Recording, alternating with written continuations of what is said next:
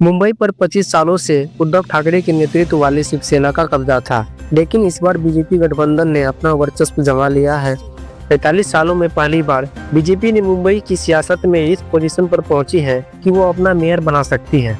ऐसे में देखना है कि बीजेपी किसे मेयर बनाती है।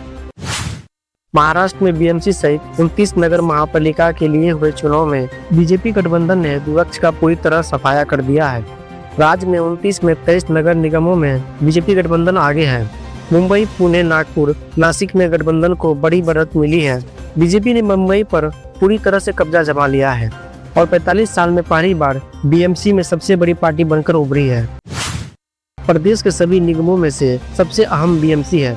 बीएमसी की 227 सीटों में से बीजेपी गठबंधन को 118 सीटें मिलती दिख रही है।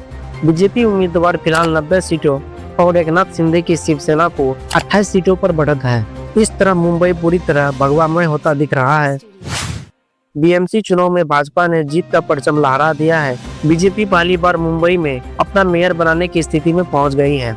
बीएमसी के इतिहास में अभी तक बीजेपी का कोई नेता मेयर नहीं बन सका। बीजेपी ने अपने गठन के 45 साल बाद जाकर मुंबई में मेयर बनाने की पोजीशन हासिल कर ली है। बीएमसी की 227 सीटें हैं। मेयर के बहुमत का आंकड़ा 114 का होता है। अभी तक रुझानों के लिहाज से बीजेपी को 90 सीटें और शिंदे की शिवसेना को 28 सीटें पर बढ़त मिली है। इस तरह महायुति को 118 सीटें मिलती दिख रही है। ऐसे में बीजेपी के खेमे में खुशी का माहौल है। वहीं उद्धव ठाकरे की शिवसेना यूबीटी को 63 सीटों पर बढ़त है। कांग्रेस 12 सीटें पर आगे है तो मन से 6 उम्मीदवारों से आगे चल रहे हैं। इसके अलावा अजित पवार की एनसीपी 1 सीट और अन्य पार्टी के उम्मीदवार 9 सीटों पर आगे है। इसके चलते बीजेपी आसानी से अपना मेयर मुंबई में बना सकती है।